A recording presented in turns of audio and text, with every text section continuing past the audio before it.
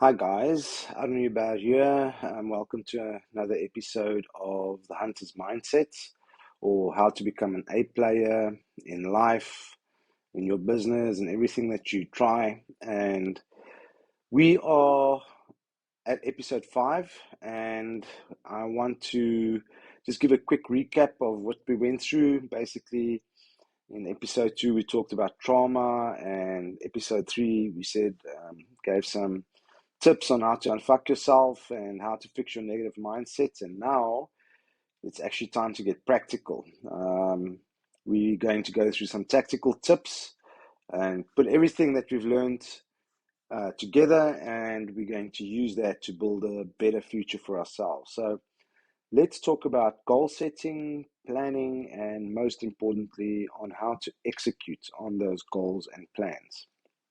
So, I don't know if you're familiar with this, but we all possess a very, very special magic power.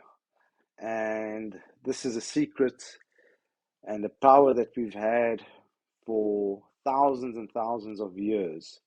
And it's right in front of our very eyes. And the human race is actually very unique in this magical skill, and we've been using it since we were cavemen and women. And it's allowed us to kill woolly mammoths and design skyscrapers and put a rocket ship or put rocket ships on the moon. And it's allowed us to increase the speed at which we evolve and overtake all species on this planet. And it's allowed us to be the dominant species on Earth. And that magic power is the fact that we can write and do math. Honestly, guys, this is not um, something that we should take for granted. And I personally feel it's the only good thing that school ever taught me. Memorizing all the facts, nothing has given me more power than the fact that I can write and read and do math. So, because we can do math and we can write, gives us this very special power of being able to plan and set goals for ourselves.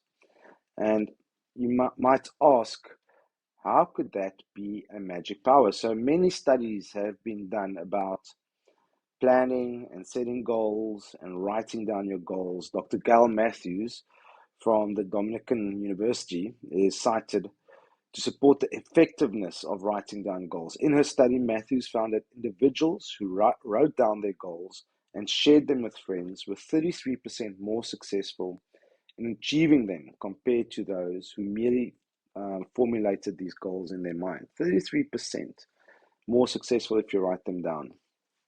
Then another relevant study um, comes from, it was conducted by a psychology professor, Dr. Richard Wiseman from the University of Hertfordshire. And the study found that success rates in achieving New Year's resolutions were significantly higher among participants who broke their goal into smaller steps and told their friends about their goals, and then regularly reminded themselves of the benefits of achieving said goals. And another study comes from Dr. Edwin Locke and Dr. Gary Latham, who were well known. Let me just get this out of the way.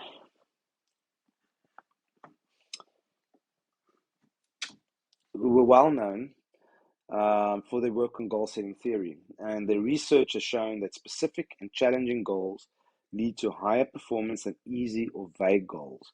Importantly, they found that writing goals down contributes to goal clarity, commitment, and ultimately higher achievement.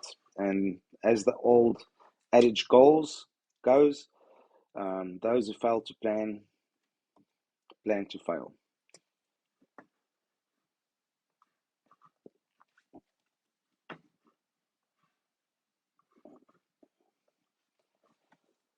So, just think of this for a second, that everything, all big achievements, everything that you see, buildings, planes, buses, boats, cities, skyscrapers,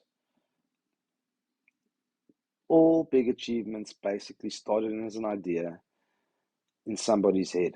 And then This idea was planned meticulously and then built by following that plan. And that's how everything big in life is achieved. We have this idea, we plan this achievement out meticulously on paper, using computer software, whatever, and then we build that idea out and it becomes a massive achievement. And every plan for everything ever built started on a piece of paper. Just imagine those huge billboards you see of a new building complex or shopping mall or whatever next to the highway. It always has this big plan, and somebody thought of this plan, and somebody got the resources together, got the engineers and the architects together, figured out the plan, and then they started building this. And then voila, a year or two later, this huge construction is there, ready to be used. And even a table now, I hope this guy doesn't build this table because the legs look a bit wonky, but you get the idea. Is everything ever built started on a piece of paper. And the more complex the project, the more detailed the plan needs to be. You can't just start building a skyscraper with a couple of words on a sheet of paper. You need a detailed plan and a detailed blueprint to be able to build this. And then these big, detailed, complex goals that you have is a bit like eating an elephant. You take the big picture, you break the context or the concepts down into separate components, and every component then has its own plan that you work according to. So massive goal, break it down into time frames, into separate mini projects, and then you basically work that plan to get this accomplished. And obviously, the more complex the project, like I said, the better the planning should be and the more time you should take with it. So, it doesn't have to be complex. Your plan doesn't have to start off with 3D software or CAD design software or whatever. Pen and paper is good enough, and especially at the start.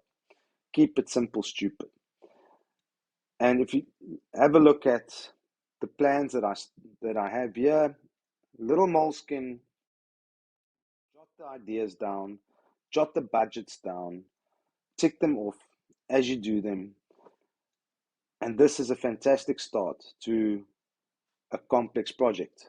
Don't think that you need Franklin Covey planners and diaries and dates and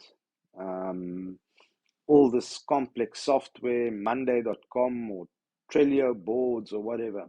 Keep it simple. Start with a pen and paper. That's the best. I see so many people, and when I was younger as well, looking for a project management app or some fancy waterfall app to set my goals and look at the objectives and just get it down on paper. It's simple. Now, I just want to discuss a couple of planning systems and a couple of thoughts of minds. A couple of thoughts of minds, a couple of ways of doing planning. And the one that I started following and that I still use till today is Andy Frisella's Power List system. It's called the Power List. So it's basically a book with the days of the weeks in it. You jot down 5 tasks for the day. Once you've done your 5 tasks, you mark the day as a win. If you do not complete your 5 tasks, goes over to the next day, and that day is a loss. Then you start stacking the wins.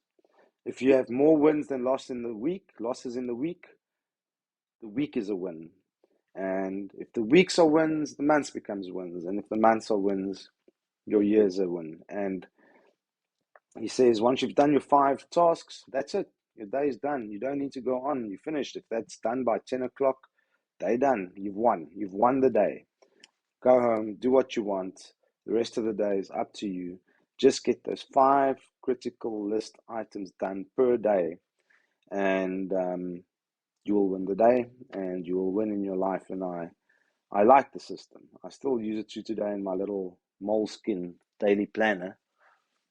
Um, I don't mark my days as won or lost, but the concept stays the same.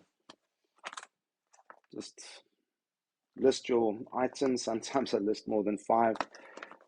That's why I don't really follow it that closely. But he says 5 tasks, that's all you need to do. And then also there's a subsection in there, what am I reading today? So you can write that down.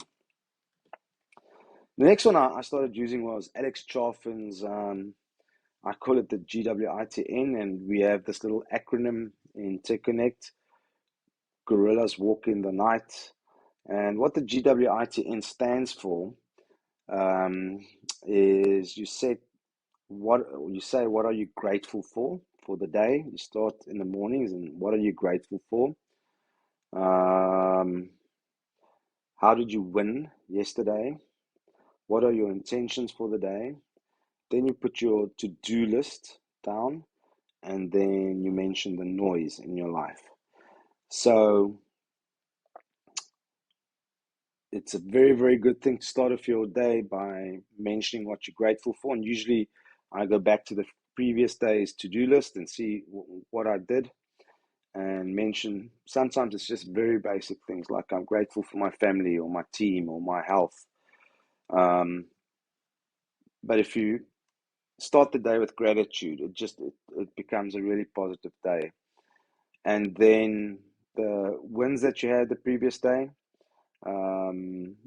you obviously celebrate previous days task list that you completed. A lot like Andy Frizella's. What are your intentions for the day? What I'm going to do today to make a huge difference?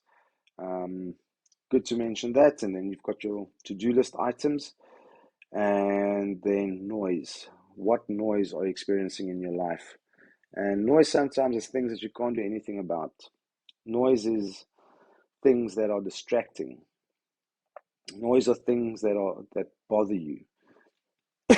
For example, if we have a thunderstorm, I can't do anything about that. It's literal noise. I'm worried about our towers, and if our towers are going to go down, can't do anything about a thunderstorm, but I write it down. Just get it on a piece of paper, get it out of the way. Many, many times, noise are things like I need to do shopping. I hate that. Get the grocery list. The car has a squeak. Get that sorted out. Flat tire. Get that sorted out. That's the noise. Many times you can do something about it. Oftentimes you can't. Just write it down. Get it out of the way. It's there. It's on paper. If you can deal with it, deal with it. Alex actually calls the system his momentum planner, and I'm not sure if it's still for sale. It should be. You can actually Google it. Then Sam Evans, another very influential guy, is something that he calls the warm map planner. Now, maybe the application is more towards the type of business he has. He has an online business. He had a consulting business, consulting.com. And he's got this RICE score in the second tab, which he puts in all his projects for the year. And then it gives it a weight. And the project that'll have the biggest impact is the one that he then does. Then he jots out his days, the things that he needs to do to get that project implemented, and it works. It just works for a month. All focus, no distractions, get the damn project done. And he maps it out on this calendar. And you can actually go and Google the Sam Evans Warm Map Planner. There's actually been iterations and it's been made better by certain people. Have a look at it. It's good. If you need to focus for really long periods of time and do a bunch of work on your computer or just concentrate on the project and get it done, the warm-up planner is a good way to go about that. Then what I like to do is I like to plan my day the day before. So I like to whack the stuff the day before or the night before, into my Outlook calendar and then mark it with colors. And the green means it hasn't been completed, and the yellow, I categorize it as a yellow, and that means it's been done. And then just work it every single day. And what's nice about this is it actually pops up and reminds you, you need to start working on this. And you can snooze it or drag it around or whatever. Another advantage that I like about this is I can actually see where I'm wasting my time. So if I get sidetracked and I need to start working on other stuff like admin, things that I can delegate, I whack it into here, I put it in here in my Outlook, and I know this has been a waste of my time, and I could have actually delegated these tasks. And every day, you'll be amazed about how many tasks you can delegate to other people that you don't need to do yourself. Shopping, making food, those are the two worst ones that I hate. Mundane, monotonous, tactical tasks that aren't strategic in the business. Those things I like to outsource, and I like to just go back in the week and see what I should be delegating to other people. So this is my proposal to you.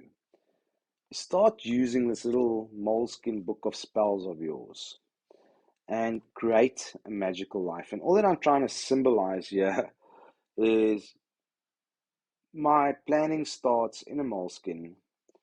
I get different ideas and plans out of this little moleskin, which then goes to the team. The team has their targets, they work on the targets. The monthly recurring revenue goes up every month because they're achieving their targets and their goals and the company goals. And that just turns into monetary rewards like expanding the fleet and upgrading hardware, software, and upgrading the business and everybody's life. It means salary increases, and overall, this little magic book of spells of mine, my little moleskin, leads to massive growth in the business. And the weird thing to me is that nobody ever does this. It's like they never plan, they never set goals, and then they expect different results in their lives, like zombies walking around and knocking into each other. They have no plan, they have no direction. And I just want to say, people that do not plan, you're not in school anymore. There's nobody here. There aren't teachers um, telling you what you need to do every period and your homework and things like that. You have your own free will. Plan your life out, plan your goals out. And you are responsible for your own life. Nobody else is responsible for your life, only you. And your life is the result of the plans that you make and you work on. And it's time to grow up. Come on, get those plans together, work on them, and get a massive result in your life. Just start changing your life. And another added benefit about this planning is that it's really, really cool to go back in the little book and just work through the pages and see what were my plans, did I achieve them, how far did I fall short, what do I need to change, and it's like a continuous feedback loop. Try something, did it work? Yes, no. What should I do different? Okay, try again. Try something, did it work? Yes, no. Okay, what should I do differently? Try again. And this is the perfect feedback mechanism because you can go back in time and see what your plans were, your goals were, your dreams were, and where you missed the milestones, where you missed steps in achieving those goals. So just some tips on planning. When to plan, this is what works for me. I'm just saying what works for me. If you want to experiment and do things differently, try that. But I love planning the day, the night before, or very, very early in the morning. Then I also plan weekly for the week ahead. I usually do that on Sundays. Monthly for the month ahead. I usually do that a couple of days before the end of the month. Quarterly for the next 3 months. Then the year ahead, 3 years ahead, 5 years ahead, and 10 years ahead. And I just want to give some tips on planning. When you're doing your daily planning, do it the night before, because it's weird how if you plan the night before, the ideas stew in your head as you're sleeping, and your subconscious mind has this amazing way of coming up with answers and better ways, and you're feeding the questions into your mind, and your mind is coming up with solutions and answers. So if you plan the previous evening before you go to sleep, you'll see that it's better. It just works better for me. Then annual planning. What I've noticed in my planning in the beginning was that I made, this sounds weird, but bear with me here. I made my goals too ambitious. I made my goals too big. Keep those goals realistic, because the worst thing on earth is putting a massive goal. Let's shoot for the stars. And this is contrary to what everybody out there is saying. Shoot for the stars and you'll land on the moon. Do you know how demoralizing it is if you shoot for the stars and don't even come close to the moon? So I like to set very, very realistic goals for the year ahead and then smash them. Smash them early. If I can smash them by June or August, that really gives me motivation, and it motivates the team as well. So instead of saying we're going to have R1 million a month turnover this month, every month, and then you get to 500,000, and the next month you're $1 million behind, and months after that you're 1.5 million behind, you can just see the shoulders drop in the teams. And personally, I also take it very personally. I hate that. I want to smash my goals every month. So the annual planning, I keep realistic. Then I smash those goals, and then it motivates me to do the next. And I keep that next set of goals realistic as well. And then long-term planning.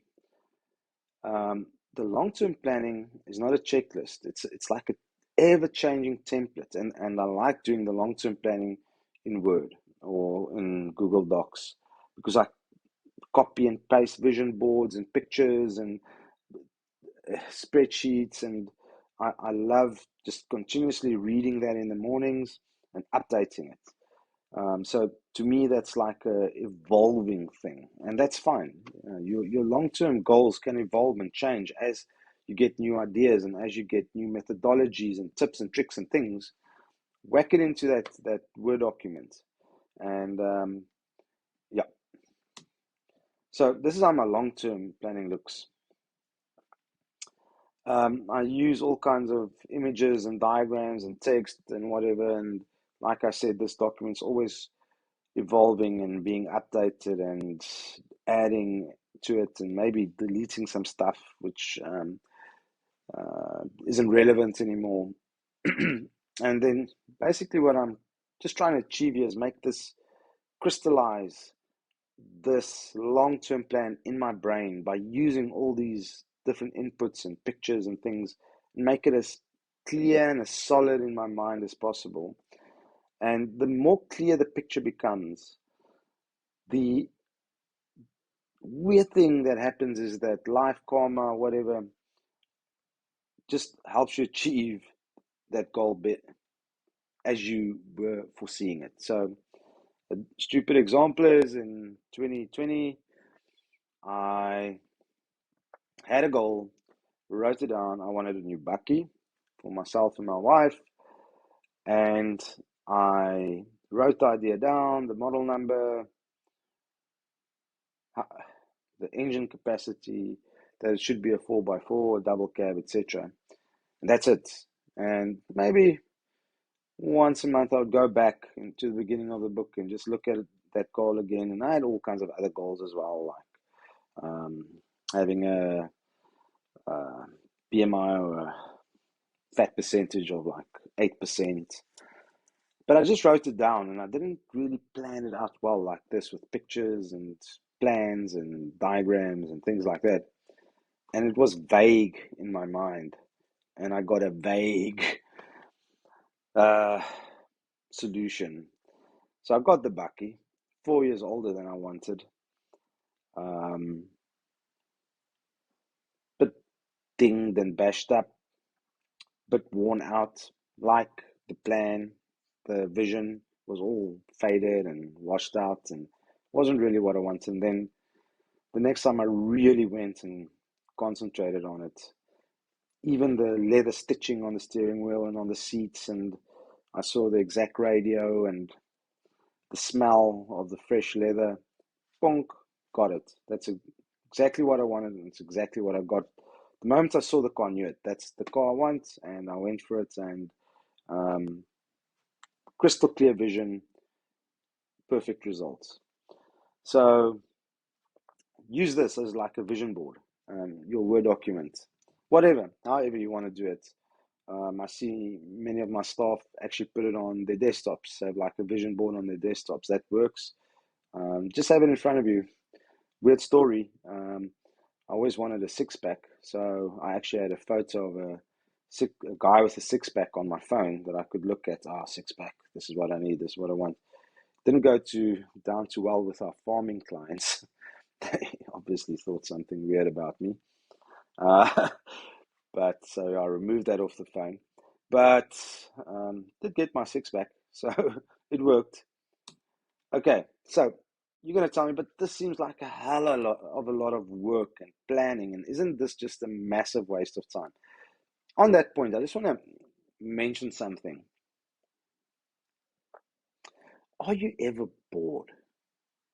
Do you ever like just daydream and look out of the window and dream about your life and about your future and about things?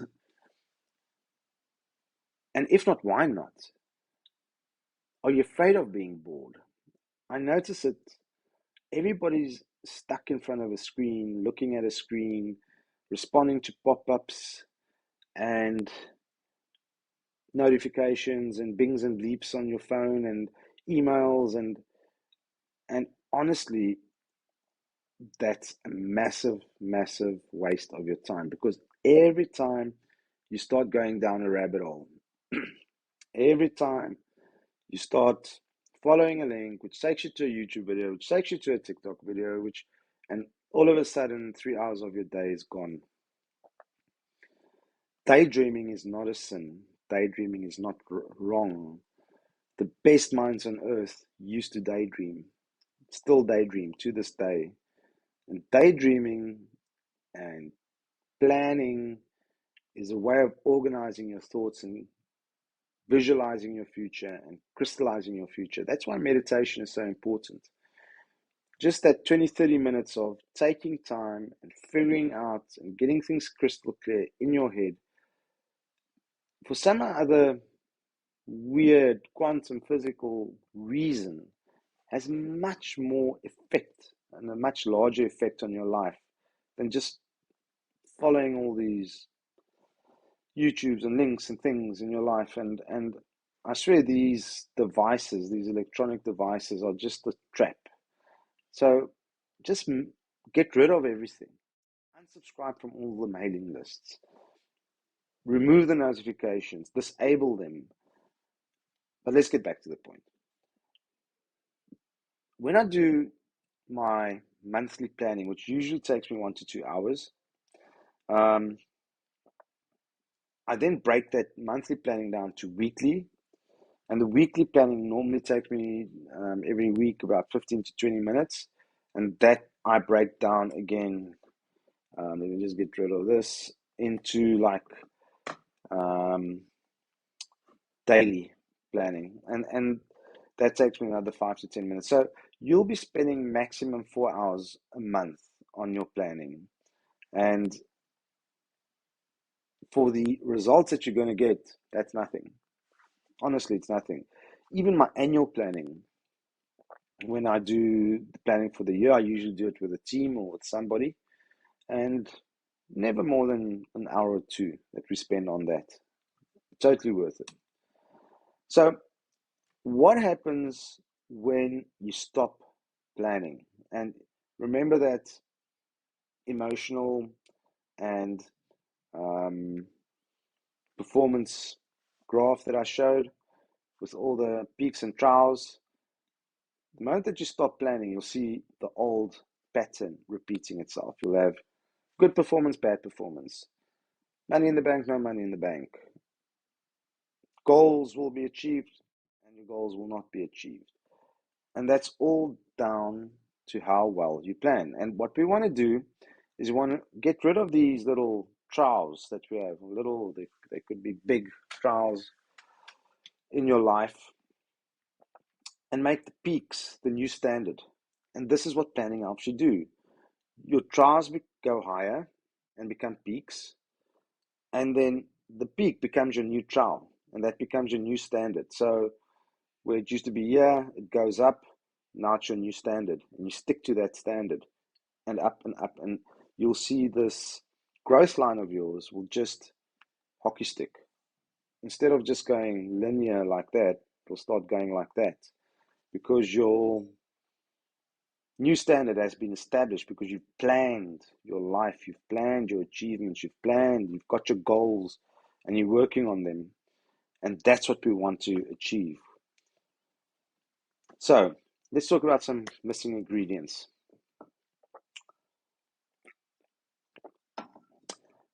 We have our plans, our daily, weekly, monthly, quarterly, and annual plans. So what happens next? Next, we do the fucking work. We eliminate all distractions, all the social media, all the phone notifications, all the newsletter subscriptions, all the noise, all the rubbish in your life. You eliminate and you do the fucking work. That's the missing ingredients. That's the recipe that you need. And if you're continuously interrupted at work, get an orange cone. Now these big cones that you see next to the roads where people are, construction workers are working, whatever. Put that on your desk, next to your desk, in front of your door, wherever, and let your co-workers know if there's an orange cone and you bother me and you interrupt me, there's going to be hell to pay because I'm doing deep work now. I'm working on my goals, on my future, on my life. Don't interrupt me. And if they see an orange cone, they should whoop, turn around, stay away. She's busy with her orange cone time. Better not bother her. The problem with being constantly interrupted, the moment that you're interrupted and you tend to the interruption, even these bosses that do management by walking around, interrupting their staff. How's your day? How's things going? You're interrupting your staff, and it's going to take them 15 minutes to get back to where they were and get into the zone again. Don't ever do that. Open door policies are rubbish. They suck. You need places to do deep work, be in the zone, and then obviously you've got communal areas where you get together and chat and whatever. But if you need to do work, don't be bothered. And then if you work in a call center or customer services or retail, do the deep work at night or early in the mornings. And then again, I'm saying you, but I have 3 goals, 3 types of goals: business, personal, and studies. That works for me.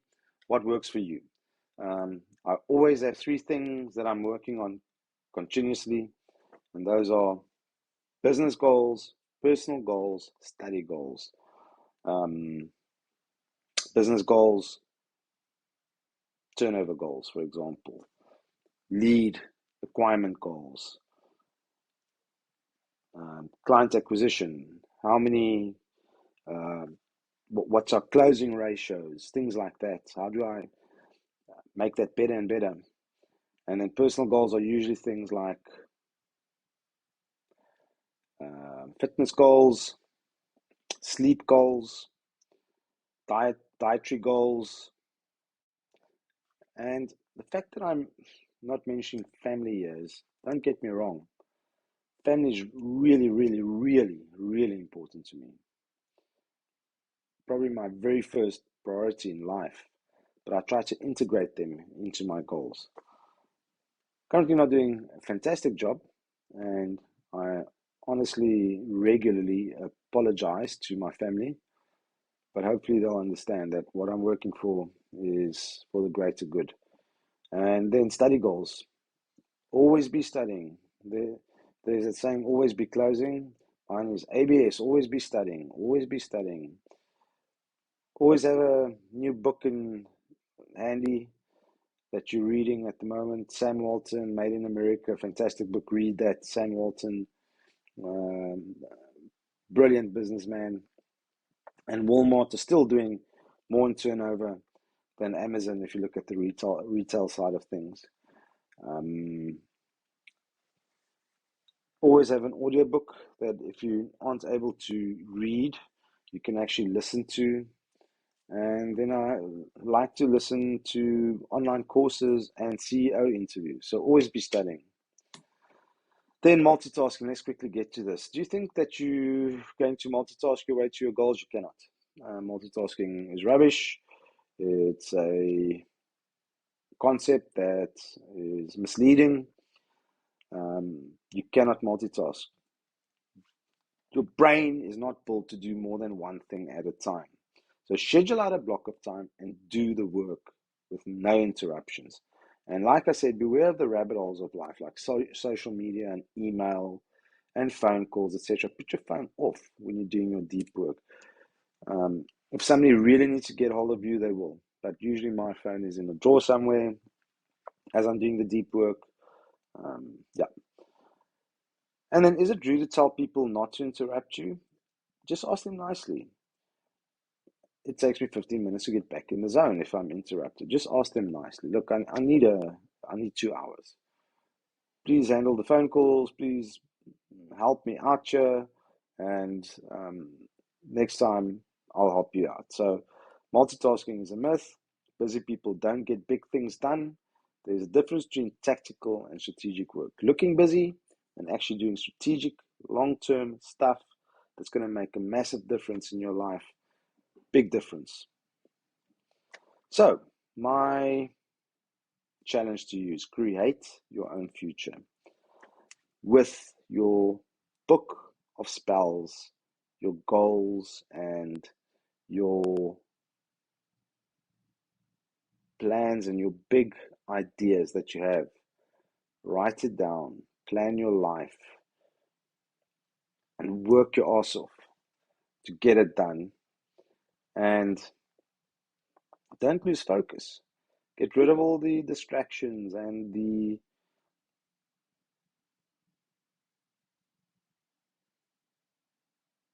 external influences in your life. That's basically just trying to steer you away from your future, from your goals.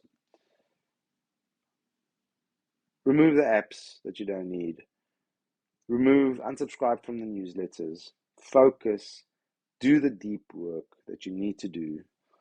And taste the rewards. Promise you, this is the way to get ahead in life. And us humans have a very, very unique and special power that we can actually plan our lives and evolve and adapt quicker and receive feedback quicker.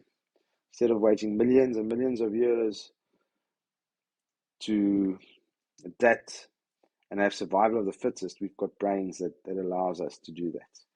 So good luck, and I'll see you in the next episode.